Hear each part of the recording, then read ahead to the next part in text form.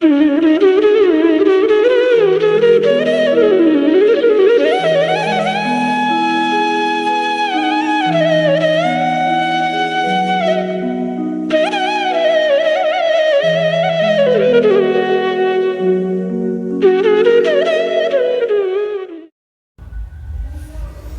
को हाथ जोड़कर प्रणाम।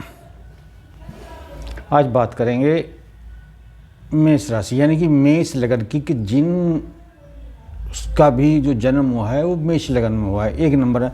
उसको आप ऐसे देख सकते हैं अपने जन्मपत्री में कि अगर आपकी जन्मपत्री में यहाँ 1 लिखा हुआ है तो समझ लीजिएगा जो आपकी जो लगन है वो मेष है। और पीछे हमने वीडियो बनाई थी, उसमें आपको बताया भी था कि जो जन्म राशि, नाम राशि और लगन में क्या अंतर होता है।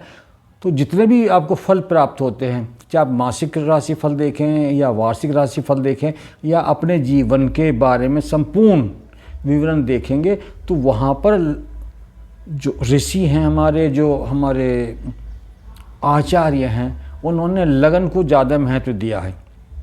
और जब आपको कोई राशिफल देखते भी हैं तो उसमें भी जो राशिफल बताने वाले आचार्य हैं, जो विद्वान जन हैं, वो आपको ये भी बताते हैं कि ये चंद्र राशि पर आधारित है, तो आप लगन से देखेंगे तो अच्छा लाभ मिलेगा। तो इसका तात्पर्य यही है कि लगन से ही देखना चाहिए। अब बात करते हैं कि मेष लगन राशि वालों के लिए, तो जो भी हम आपको राशिफल ये बताएंगे तो हमारा उद्देश्य है कि जिस महीने के बारे में भी हम आपको बताएं वो महीना आप अच्छा कैसे कर सकते हैं, उसमें जो आप चाह रहे हैं, जो प्लानिंग कर रहे हैं, उसको कैसे प्राप्त कर सकते हैं।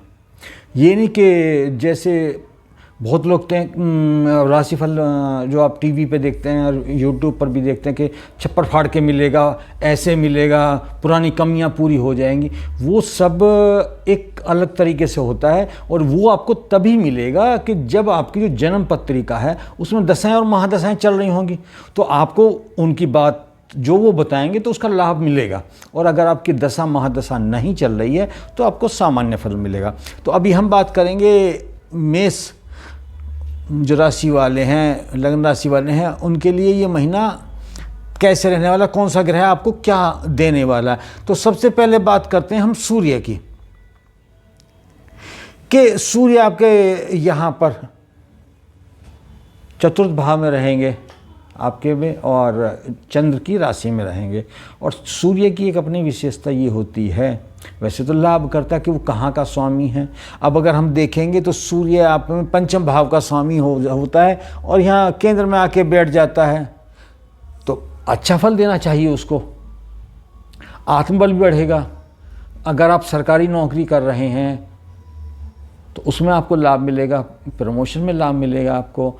और उसके साथ साथ अगर आप प्राइवेट जॉब भी कर रहे हैं तो आप के जो आपके सीनियर्स होंगे उनके साथ आपकी ट्यूनिंग अच्छी रहेगी। लेकिन साथ के साथ ये लग्जरियस चीज़ों का स्वामी भी है। अभी यहाँ पर जो ये वाला यहाँ आके बैठेगा तो क्या है कि जब यहाँ सूर्य यहाँ पर आ जाएगा तो जो आपका ससुराल पक्ष होगा वो कहीं ना कहीं वहाँ उन चीज़ों में खटपट रहेगा। यानी कि आपके जो ससुराल के लोग हैं, आपके ससुर हैं, आपकी सास हैं, आपके जो दूसरे ब्रदर इन लॉ हैं, यानी सारे सट्टे हैं, तो कहीं ना कहीं उनसे वैचारिक मतभेद होगा। और दूसरे जो आपकी आधुनिक चीज़ें हैं, लग्जरियस चीज़ें हैं, जैसे घोड़ा गाड़ी है, आपका कोई चीज़ रेनोवेट कराना चाह रहे हैं, कोई अच्छा करना चाह रहे हैं, या फिर अपने घर को आप साज सज्जा कराना चाहें, तो वो उतना आपको फ़ायदा नहीं देगा। तो सूर्य आपको यहाँ पर कहीं ना कहीं अगर थोड़ा अच्छा है तो आपको उतने अच्छे रिजल्ट कुछ चीज़ों में नहीं देगा और आपको वहाँ उसके लिए कमी महसूस या कमी जो आपको अनुभव होगी। अब उसके लिए क्या करना है कि आपको सूर्य के उपाय करने चाहिए, उसका समाधान करना चाहिए। जैसे आप बुखार के हो जाता है, आपको बीमारी हो जाती है, आप डॉक्टर के पास जाके दवाई ले लेते हैं, आप ठीक हो जाते हैं। वैसे ही ये ग्रह हैं कि ये आपको ये इंडिकेट करते हैं कि हम आपको ये देने वाले हैं, अच्छा या खराब। तो खराब है तो उसे और सही कर लीजिएगा, उसका इलाज कर लीजिएगा, दवाई ले लीजिएगा। और अगर अच्छा है तो उसको और अच्छा कर सकते हैं। तो आपको मेष राशि वालों को इस महीने सूर्य के उपाय करने चाहिए, सूर्य का समाधान करना चाहिए। अब वो क्या करना है वो मैं आपको अब पूरी बातें बता के सबका एक निचोड़ बता दूंगा कि आपको किस किस चीज़ के लिए क्या क्या करना चाहिए। दूसरे नंबर पर आता है आपका जो चंद्रमा है। कुंडली के अंदर दो ग्रह सबसे ज़्यादा महत्वपूर्ण होते हैं, एक सूर्य एक चंद्र। और जब आप जन्म पत्रिका बनती है तो आपकी लगन पत्रिका के साथ चंद्र पत्रिका भी होती है, क्योंकि चंद्रमा सबसे ज़्यादा प्रभावित करता है। और एक महीने के अंदर आपके सभी पूरी जो जन्म पत्रिका है सभी में घूम जाता है, इसलिए कभी आपको अच्छा अच्छा अनुभव होगा, कभी खराब खराब होगा। तो कौन कौन से दिन आपके लिए ऐसे हैं मेष वालों के लिए जिसमें आपने सावधानी रखनी है। एक तो 5 और 6 जो अगस्त का जो समय है उस दिन जो चंद्रमा है उसका केतु के साथ संसर्ग रहेगा, तो कहीं ना कहीं मन को परेशान करेगा और किसी न किसी से आपका वाद विवाद हो सकता है। तो कुल मिला के आपको 5 और 6 में सावधानी रखनी है। उसके साथ साथ 7, 8, 9 में जो चंद्रमा है आपके छठे भाव में आ जाएगा, आपके स्वास्थ्य को ख़राब कर सकता है, इन्फेक्शन हो सकता है, गले में परेशानी हो सकती है। और अगर किसी को सांस की बीमारी है या ट्यूबरकुलोसिस है मेष वालों को, तो उनको विशेष सावधानी रखनी पड़ेगी आपको 6, 7, 8 के अंदर। उसके बाद आता है जब चंद्रमा 13, 14, 15 में फिर ये अष्टम भाव में गोचर कर जाएगा, वहाँ पे चला जाएगा, तब भी आपके बीमारी यानी कि आपको स्वास्थ्य को थोड़ा सा परेशान करेगा। तो आपने चंद्रमा पे दृष्टि रखनी है और चीज़ें आपकी खराब ना हो उसके लिए आपको चंद्रमा का उपाय करना चाहिए। क्या उपाय करना चाहिए वो भी मैं आपको अभी बताऊंगा।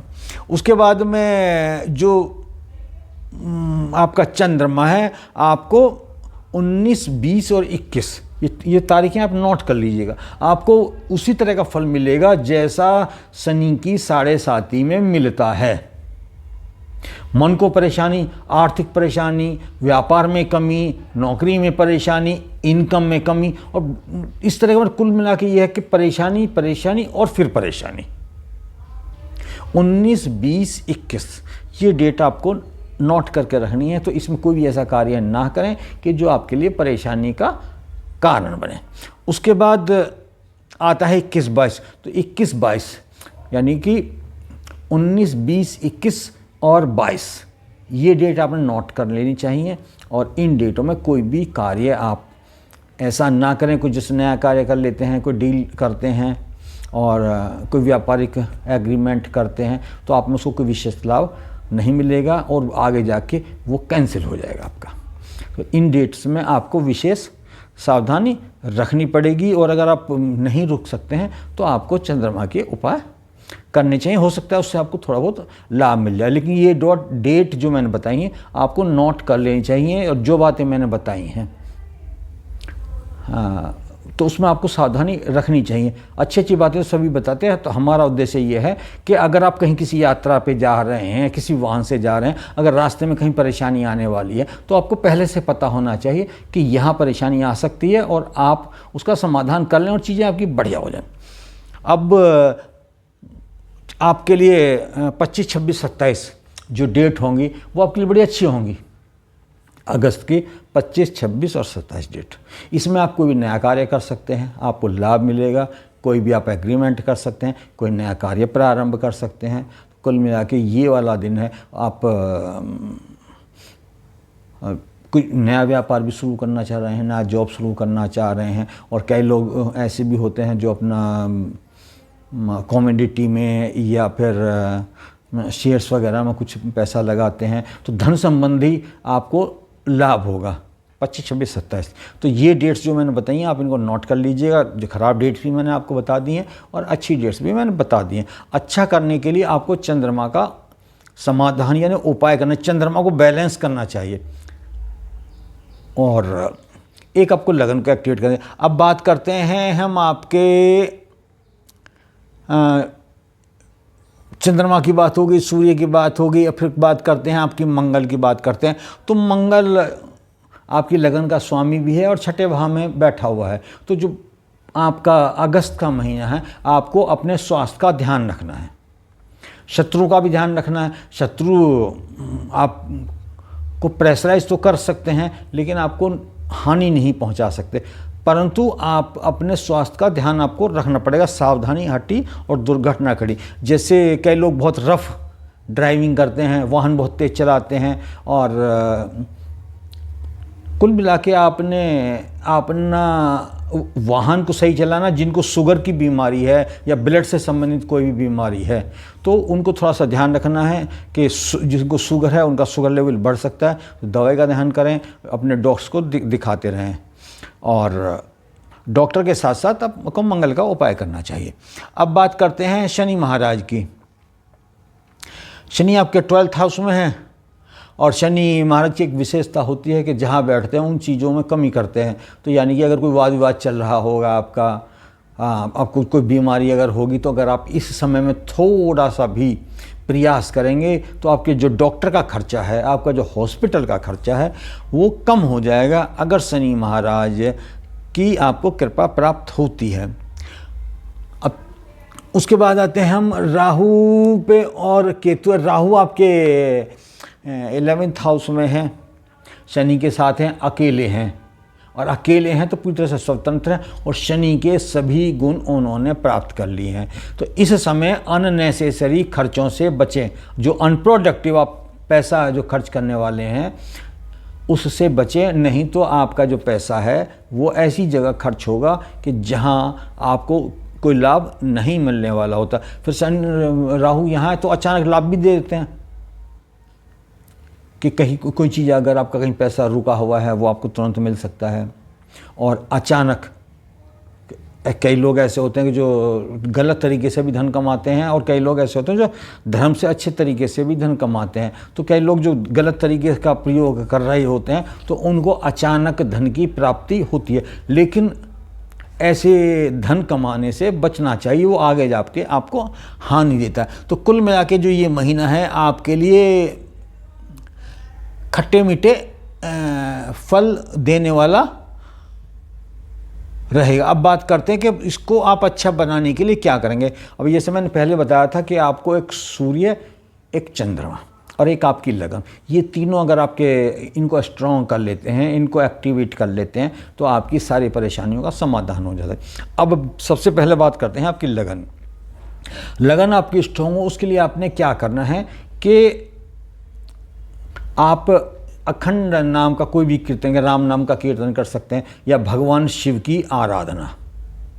आप भगवान शिव के मंदिर में जाएं, उनका अभिषेक करें, और कोई पुष्प या बेलपत्र जो भी अर्पित करना चाहते हैं वो करें, और उनसे यही प्रार्थना कर लें कि हे प्रभु, आपकी शरण में हूँ और मेरे ऊपर अपनी कृपा दृष्टि बनाएं। आप अपनी कामना की भी जो कामना है उसको भी इच्छा व्यक्त करें। तो आपको अपनी लगन स्ट्रॉन्ग करने के लिए अखंड राम नाम का कीर्तन करें, और हनुमान चालीसा का कम से कम एक बार पाठ करें, आपकी लगन स्ट्रॉन्ग। दूसरे नंबर पे हम बात कर रहे थे सूर्य की। तो सूर्य को अच्छा करने के लिए आपने क्या करना कि आप कोई भी कार्य कर रहे हों, कैसा भी आपका जॉब हो, तो आपकी जो दिनचर्या है वो सूर्य उदय से पहले प्रारंभ हो जानी चाहिए। यानी सूर्य उदय से पहले अगर आप जगते हैं, स्नान करें, और सूर्य के 12 नाम होते हैं उनसे आप सूर्य को जल दें। अगर आप 12 नाम अगर आपके याद नहीं हैं तो 12 बार दंडवत प्रणाम कर लें सूर्य देव को, और उनको जल अर्पित कर दें।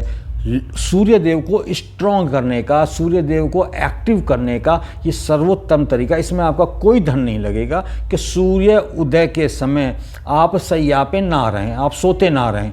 नहीं तो आप कितने बड़े उपाय कर लीजिए, 1 लाख का उपाय कर लीजिएगा, आपको उसका रिजल्ट शून्य ही मिलेगा। सूर्य देव बजाय कृपा करने के ऊपर अतिरिक्त आपको दंडित ही करेंगे।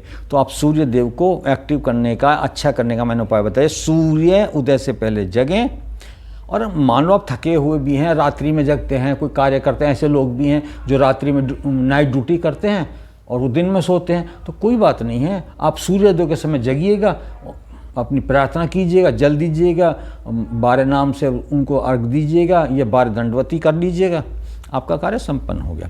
फिर अगर आपके माता पिता हैं तो पिता सोते रहे हों या जगते रहे हों, आप सुबह उठें, सबसे पहले उनके चरण स्पर्श करें, गुरु को, भगवान को मन में मन प्रणाम करें।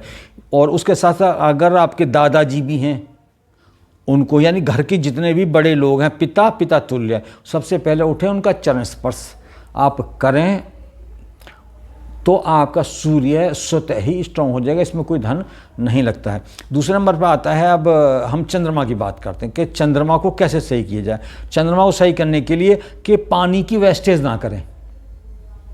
और जैसे अगर आप कहीं जा रहे हैं जो, या अपने घर पर ही पानी पीने के लिए आप गिलास में पानी लेते हैं, तो आप उतना ही पानी लीजिएगा, उतना ही जल लीजिएगा, उसमें जितना आपको पीना है। अगर आप झूठा करके उसको सिंक में डाल रहे हैं, नाली में डाल रहे हैं, तो आपका चंद्रमा खराब हो रहा है, ये समझिए। तो पानी को झूठा करके ना डालें, पानी की आप बचत करें। माता और माता तुल्य जो भी हैं आपके, तो उनके आप सुबह उठ के चरण स्पर्श करें। तो चंद्रमा को सही करने के लिए मैंने 2 उपाय बताए हैं, बहुत सरल हैं लेकिन बहुत ज़्यादा स्ट्रॉन्ग हैं।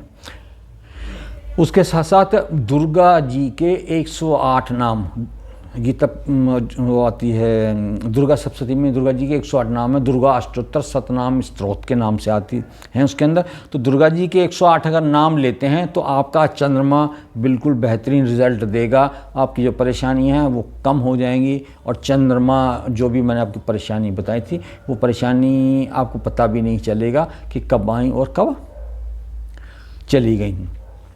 तो चंद्रमा के लिए आप ये कर लीजिएगा, 3 चीज़ें आप कर लीजिएगा, आप लगन, चंद्रमा और सूर्य। बाकी ग्रहों के लिए आपने करना है क्या कि जो भी आपकी इनकम है उसका एक हिस्सा आप निकालिए, उसको 5 हिस्सों में डिवाइड कर लीजिए। 4 हिस्से अपने किसी भी कार्य के लिए, अब जो आपने करना है वो करिए।